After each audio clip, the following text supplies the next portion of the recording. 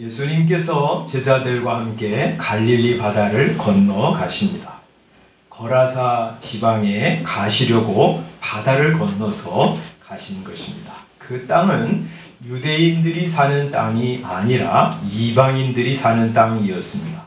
예수님은 공생애 동안 거의 대부분의 시간을 이 가나안 땅, 이스라엘 백성들이 사는 땅에서 말씀을 가르치고 사람들을 고치시고 사역을 감당하셨는데, 이번에는 이방인들이 사는 땅으로 가신 것입니다. 왜 가셨냐? 거기 한 사람을 만나러 가셨습니다.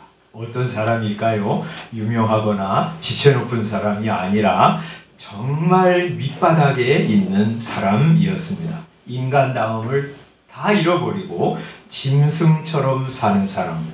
아니, 짐승보다 못한 인간이 한 사람이 있었어요. 그 사람을 만나려고 가신 것입니다.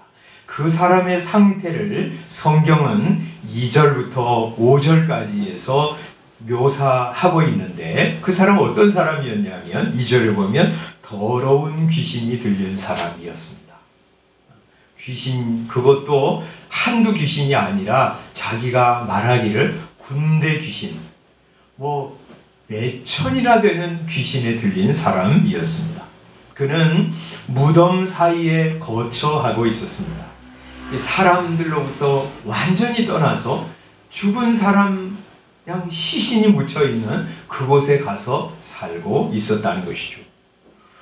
아무리 폐쇄적인 사람도 그래도 세상에는요, 한두 사람과는 소통을 하면서 살죠. 이 사람은 완전히 사람 세계에서 떠나서 사람이 살지 않는 죽은 시체만 있는 무덤 사이에 가서 살고 있었던 것입니다. 그가 많은 사람들을 해하기 때문에 사람들이 그를 붙잡아서 여러 번 쇠고랑과 쇠사슬로 매어 놓았지만 어찌나 힘이 센지 그 쇠고랑도 쇠사슬도 다 끊고 그리고 살고 있었습니다. 그래서 아무도 그를 제어할 수가 없었습니다. 그는 밤낮이 산에서 무덤 사이에서 괴성을 지르면서 살았습니다. 자기가 미웠겠지요. 그래서 돌로 자기 몸을 계속 상하게 하고 있었어요. 사람들이 미웠겠지요. 그래서 지나가는 사람들만 보면 쫓아가서 막 때리고 죽이려고 했기 때문에 아무도 그리로 지나가지 못했습니다. 예수님은 바로 그런 사람을 찾아가신 것입니다. 짐승보다 못한 인생.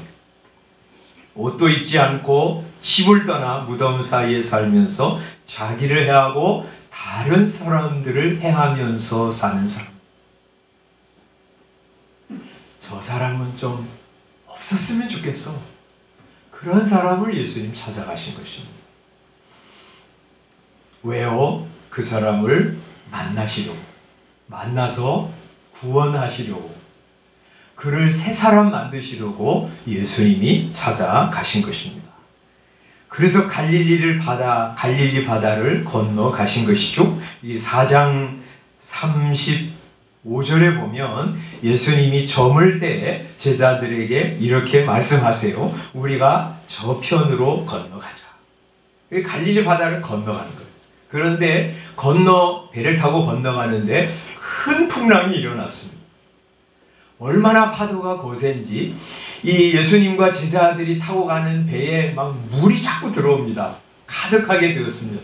제자들이 퍼내도 배는 가라앉을 지경이 되었습니다. 그래서 제자들이 얼른 주무시는 예수님을 깨우면서 우리를 좀 살려주십시오. 일어나서 이 바람과 바다를 어떻게 좀 해주십시오 하고 간청할 때 예수님께서 바람과 바다를 꾸짖으시고 잠잠하라, 고요하라 명하셨습니다. 그래서 바다가 잔잔해졌습니다. 그렇게 건너가서 만난 사람이 이 사람이었어요. 말하자면 죽음을 무릅쓰고 예수님이 가신 거예요. 그리고 그 사람을 만나시고 그 사람을 새롭게 하신 후에 예수님은 곧바로 다시 갈릴리 바다를 건너서 갈릴리 땅으로 돌아오셨습니다. 5장 21절에 보면 예수께서 배를 타시고 다시 맞은편으로 건너가셨다 이렇게 말씀하셨습니다. 그러니까 말하자면 예수님이 바다를 건너서 하신 일은 이 짐승 같은 인생, 한 사람 만나시고 그를 새 사람으로 만드시고 그리고 그 사람 만나신 후에 다시 갈릴리 바다를 건너서 유다 땅으로 오신 것이에요. 예수님은 하나 일 하기 위해서, 한 사람 만나기 위해서 찾아가신 것입니다. 이렇게 주님은 찾아오시는 하나님이십니다. 본래 하나님은 그런 분이세요. 사람을 찾아오시는 하나님이세요. 그래서 아담과 하와가 범죄했을 때 어떻게 하셨어요? 내가 어디 있느냐 하고 아담의 이름을 부르면서 찾아오셨습니다. 아브라함이 우상을 섬기고 있었을 거예요. 아브라함을 불러서 그를 통해서 온 세상을 구원하시는 하나님의 나라의 역사를 시작하시려고 그에게 찾아오셨습니다. 너는 너의 본토 친척 아비 집을 떠나서 내가 네게 지시하는 땅으로 가라.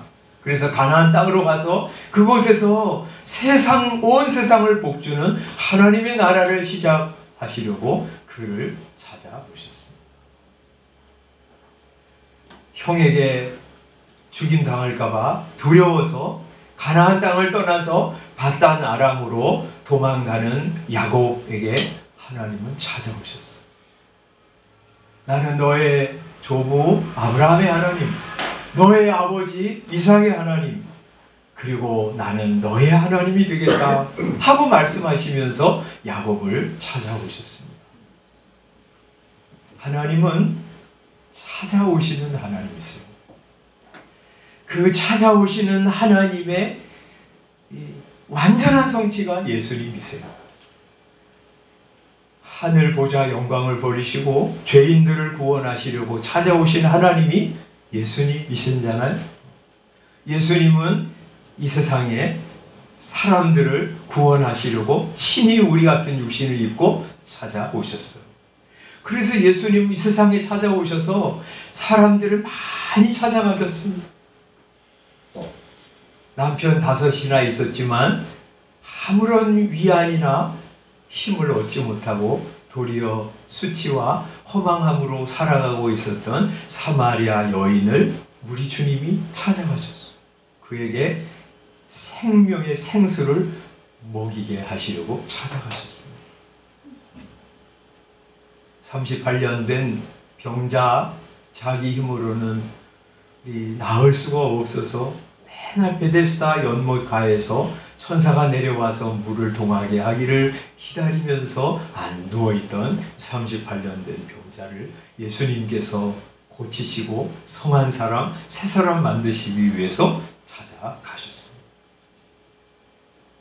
예수님 3번씩이나 부인하고 예수님을 따를 이제 면목 없이 자기 고향으로 돌아가 있던 베드로를 예수님께서 그의 믿음과 사랑을 회복시키시려고 찾아오셨어요. 예수님은요, 찾아오시는 하나님이십니다. 그래서 우리도 찾아온 거예요. 땅끝 이 구석에서 하나님도 알지 못한 채 자행자지하면서 그릇된 길, 허망한 길, 멸망의 길을 열심히 달려가던 우리를 우리 주님이 찾아오십니다. 우리 주님이 찾아오셨기 때문에 우리가 하나님을 찾게 된 거예요. 여러분이 하나님을 찾은 것이 아니라 하나님이 여러분을 찾으셨기 때문에 여러분이 하나님을 알게 되었고 예수 그리스도를 구주로 믿게 되었고 구원받아 하나님의 자녀가 된 것입니다.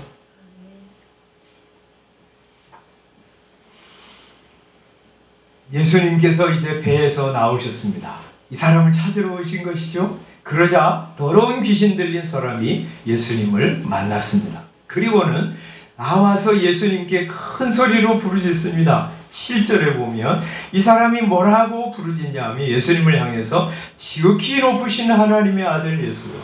사람들이 예수님을 몰라보는 이때 이 귀신 들린 사람은 여러분 귀신이요 제일 우리 이 예수님을 잘 알아봅니다. 그래서 귀신 들렸기 때문에 이 사람은 예수님을 단박에 알아봤어요. 그래서 지극히 높으신 하나님의 아들 예수라고 부르고 있습니다. 그러면서 예수님께 뭐라고 이야기합니까? 나와 당신이 무슨 상관이 있나이까? 아무 상관이 없다는 거예요. 원하건대 내가 원하는 것은 이것입니다. 당신께 내가 바라는 거 이겁니다. 하나님 앞에 맹세하고 나를 괴롭히지 마옵소서. 나를 그냥 내버려 두십시오. 나 찾아와가지고 뭘 하려고 하지 마십시오. 나는 그냥 당신과 상관이 없으니까 그냥 이대로 살다가 죽게 내버려 두십시오. 내가 원하는 것은 한 가지입니다. 하고 말하고 있습니다. 그가 이것을 얼마나 간절히 원했는지 7절에 큰 소리로 부르짖어 라고 말하는 것을 보면 알 수 있습니다. 또 7절에 하나님 앞에 맹세하고 라고 말하는 것을 보면 알 수 있습니다. 내가 정말 원하는 것은 이것입니다. 가만 내버려 두십시오. 나하고 상관없잖아요. 내가 어떻게 살든지 당신하고 무슨 상관이 있습니까? 나는 이대로 살다가 죽겠습니다. 하고 말하는 것입니다. 그런데 성경을 보면 참 이상한 구절이 하나 나옵니다.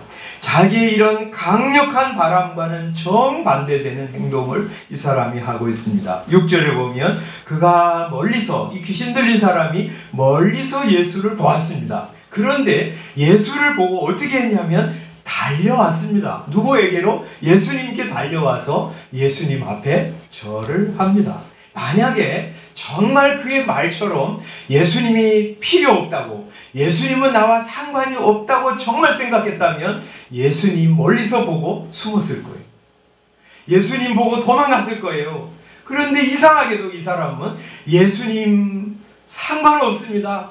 나는 그냥 내버려 두세요 하고 말은 하지만 실제 행동으로는 예수님께 달려 나왔어요. 굉장히 모순되는 행동이잖아요. 이 상충되는 두 가지 행동, 말로는 나를 가만히 내버려 달라고 하고 행동으로는 예수님께 달려나온 이것은 사람이 하나님에 대해 들을 때 모든 사람 안에 일어나는 반응이라고 할 수 있습니다. 여러분, 어떤 사람이 하나님에 대한 생각이 떠오를 때, 혹은 누구로부터, 혹은 방송을 통해서 예수님에게 대해서 들을 때, 그럴 때 마음속에 이 두 가지 반응이 항상 나타나요. 내가 무슨 예수님하고 상관이 있나? 내가 꼭 예수님 믿어야 되나? 이런 생각이 하나 들고요. 또 하나는 예수님께 가야 되지 않나 하는 생각이 들어요.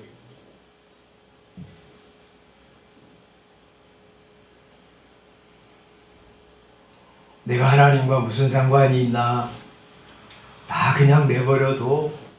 나는 하나님 없이 살 거야. 하나님 내 인생에 간섭하지 마세요. 너 나한테 전도하지 마. 하는 말이 있는 반면에요. 또 한편으로는 이 귀신 들린 사람처럼 예수를 보고 달려가려고 하는 마음의 이끌림이 있어. 왜 그런가? 전도서에는 하나님께서 사람들에게는 영혼을 사모하는 마음을 주셨느니라 하고 말씀하세요. 그래서요, 사람이 이 땅에 살아가면서 뭔가 마음에 차지 않을 때, 그럴 때 이것 말고 다른 건 없나 하는 생각을 갖게 됩니다. 우리 세상에서 맛보는 기쁨이라고 하는 게 지속되지 않아요. 그죠? 잠깐 우리를 즐겁게 하고 말아요. 어디 몇 달 전부터 준비하고 여행을 준비해서 가도요, 그 아름다운 광경 보고 돌아오면 끝이에요. 그게 내 마음에 지속적인 즐거움을 가져주지 못해요. 그리고 그 시간은 얼마나 또 빨리 지나가는지 몰라요. 3박 4일 준비하고 가도요, 뚝딱 하면 그냥 지나가요. 그러면서 이런 기쁨 말고 우리 마음속에 정말 지워지지 않는 지속적인 즐거움, 그런 건 없나?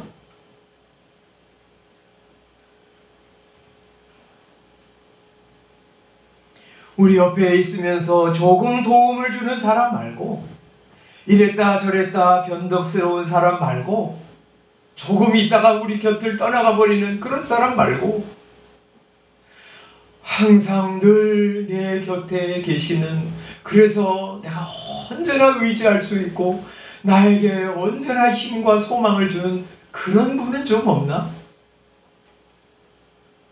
나의 부족함에도 불구하고 연약함에도 불구하고 나를 늘 용납해 주시고 사랑해 주시는 그런 분은 좀 없나? 그러한 바람을 갖습니다.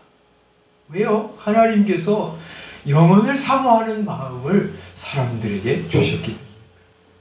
그래서 말이죠. 예수님이 이 세상에 찾아오셨을 때 많은 사람들이 예수님께로 달려나왔어요. 마치 쇠가 자석에게로 그냥 끌려가는 것처럼 사람들이 예수님께 나왔어요.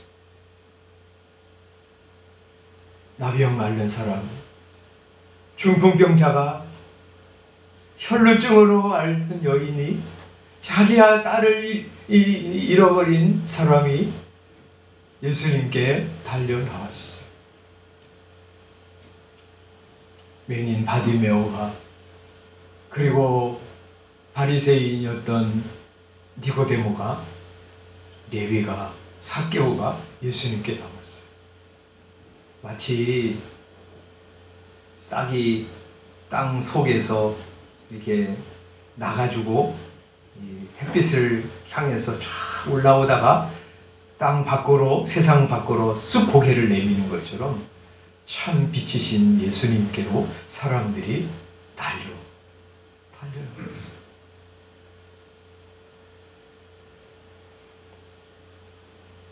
이렇게 모든 사람 마음속에는 하나님으로부터 멀리 도망가려고 하는 마음, 그런 마음과 함께 하나님께 가려고 하는 마음, 이 두 가지 근본적인 성향이 자리 잡고 있다고 하는 사실, 우리 잊지 말아야 합니다. 우리 이번 10월 마지막 주일 새가족 초청 주일을 맞이하면서 사랑하는 사람 위해서 기도하고 주님께 데려와야 되겠다 생각하고 있는데, 이런 사람들을 바라보면서 우리가 이 두 가지 생각을 갖는 거예요. 하나는 겉으로 사람들이 나 하나님과 상관없어, 나한테 자꾸 그러지 마, 나는 하나님 없이도 괜찮아, 아무 문제 없어, 이렇게 말하는 사람들의 심리가 있는 반면에, 또 한편으로는 나 하나님 앞에 가야 되지 않나, 나의 생명의 근원이신 하나님께 가고 싶어 하는 마음의 갈증과 갈망이 있다고 하는 사실, 우리가 잊지 말아야 합니다. 모든 사람의 마음속에는 하나님께 돌아가고자 하는 본능이 자리 잡고 있습니다. 이 세상에 사는 모든 사람은 하나님의 낙원으로부터 쫓겨난 신낙원의 사람들입니다. 복낙원의 소망이 있어요. 낙원으로 다시 돌아가고자 하는 소원을 갖고 있습니다. 어떤 사람이 교회 다니는 사람들, 목사 다 나쁜 놈들이야, 그렇게 말해도 그것이 전부라고 생각하지 않습니다. 저는 도리어 교회를 막 아주 굉장히 비판하는 사람들 마음속에는 이런 마음이 자리 잡고 있다고 생각합니다. 야, 너희 좋은 교회 좀 만들어 봐봐. 내가 가서 거기 가서 평안과 기쁨을 누리고 하나님을 만날 수 있는 그런 아름답고 복된 교회 한번 만들어 봐 하는 소원을 그런 식으로 표현한다고 저는 생각합니다.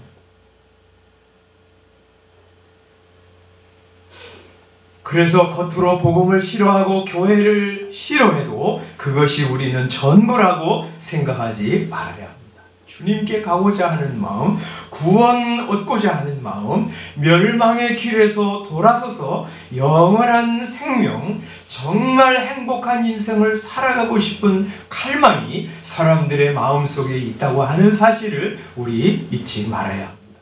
그들이 듣고 싶은 것은 복음이고요, 얻고 싶은 것이 생명이고요, 그들이 만나고 싶은 것이 예수님이라고 하는 사실, 우리 기억해야 합니다. 여러분, 주님은 이 귀신 들린 사람이 자기를 싫어하고 상관없으니 나를 내버려 두십시오 하고 반대할 줄을 아시면서도 예수님은 그 마음 속에 이 귀신 들린 사람의 근본 저 밑바닥에 좀 와서 좀 도와주세요, 인생 이렇게 살면 안 되잖아요. 그런데 저의 힘으로는 어떻게 할 수가 없어요. 귀신의 지배를 받으면서 이런 나도 불행하고 다른 사람들도 불행하는 이런 삶에서 좀 벗어나야 되는데 저는 무능력합니다. 주님, 어서 오세요.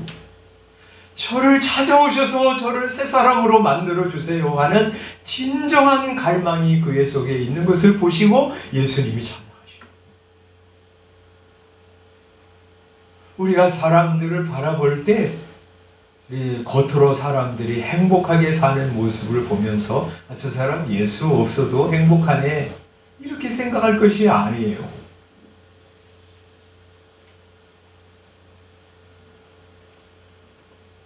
실은 마음속에 이런 인생 말고 정말 다른 인생은 없나? 이렇게 몸이 건조하고 피폐하고 허무하고 찰나적인 쾌락만 있는 이런 인생 말고 다른 인생은 좀 없나?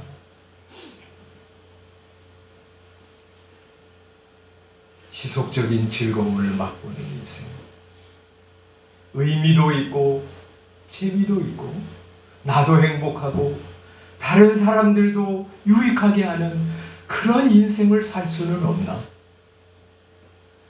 사람 저 밑바닥에서 정말 나는 정말 잘 살아가는 거야 하면서 사는 그런 인생은 없나? 사람들이 그런 인생을 살고 싶어 해요. 그런 인생을 살고 싶은 마음이 마음속에 있어. 그래서 우리 사람들을 겉으로만 보지 않기를 소원합니다. 그들의 마음속에 있는 간절한 갈망을 바라보면서 우리가 사람들 사랑하고 또 축복하고 기도하고 또 기회가 되면 복음을 전하고 그렇게 살아가는 것. 아까 우리 그렇게 찬송했잖아요. 죄의 밤은 깊어가고 성난 물결을 설렌다. 어디 불빛 없는가고 찾는 물이 많구나.